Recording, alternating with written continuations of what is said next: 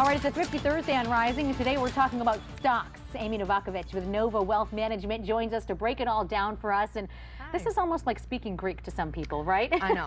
Good morning. Yeah, and it is. And by the way, one of the words, and no offense to our Greek friends, by the way, and it's not Greek, it's diversification. Right, is a word that is very important. Tell us a little bit about what it really means when it comes to investing in stocks and how it affects people with this kind of crazy market that we're in today. Well, it's important now with the market in the last few weeks hitting new highs, sometimes a few days in a row. But have you ever heard the term, don't put all your eggs in one basket? Yes.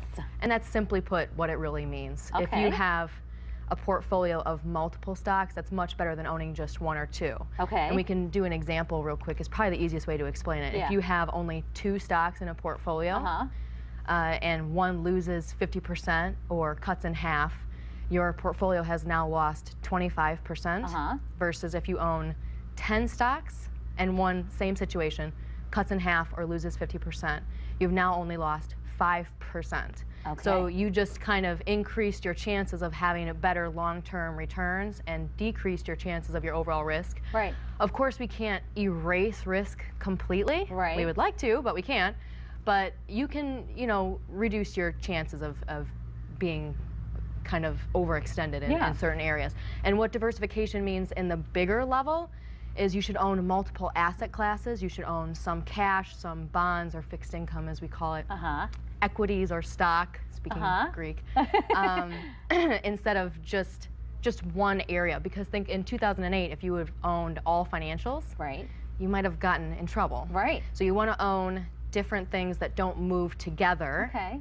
You know, trying to make sense of this. No, it does. And you said putting all your eggs in one basket. It all kind of makes sense. You're bringing this down into good terms here for people to understand. I mean, good. I like because it is, you know, like equities and fixed income and all this.